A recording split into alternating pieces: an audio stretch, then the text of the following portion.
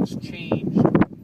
The fire moved more north, and then the winds changed again, and then the fire proceeded down the ridge, or down the slope that's directly behind us, and also to my left. As it proceeded down the slope, we again had multiple crews out here that were going from home to home in an effort to save everything that we could. And unfortunately, the fire got ahead of us and outstripped our resources at that particular time, and we lost this one residence directly behind us. Y'all are doing that firing right now in other parts of the fire. How effective is that in other areas? Firing out? Yeah, firing out. Yeah, the firing out process can be very effective, and it is more so effective when we have fire conditions that we cannot put crews directly on the line.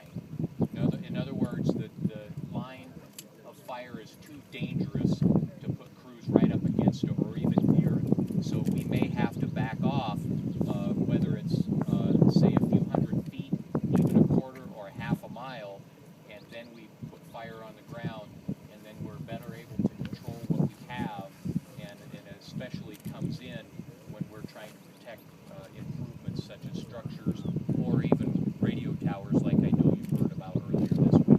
Was there a reason this house was particularly vulnerable and this was one on the street, is that right? Yes, one residence on 29C is the only one that we lost, and there was no particular reason that this home was vulnerable.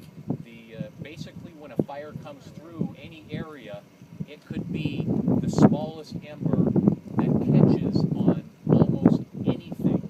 Now remember, a homeowner can do everything 100% right to keep their residents prepared for wildfire, and it could still burn. The reason is, it's not normally the flames themselves that create the structure fire afterwards. It's the embers that get in the little nooks and crannies, whether it's in a seat cushion on an outdoor patio chair, or it's wood decking, or even a wood pile. Those will sit in there and they will smolder for hours and hours on end, and then they may pop up after our crews are long gone because we're following the fire front, and we're basically, again, trying to save as many residences and other improvements as possible.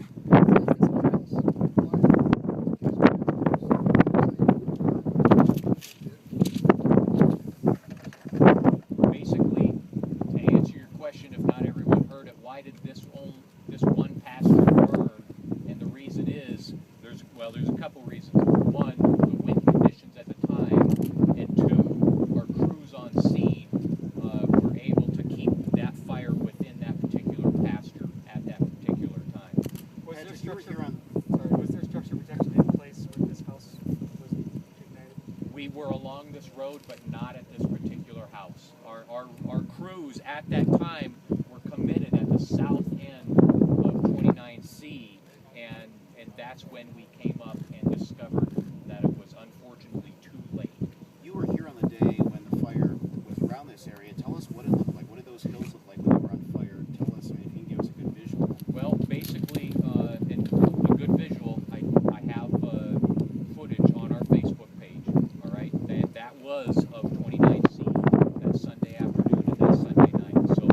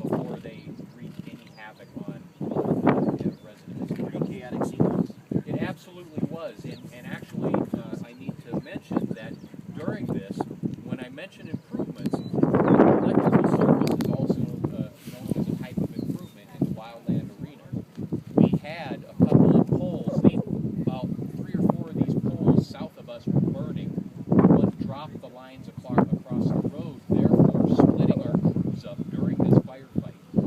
That was a huge safety problem.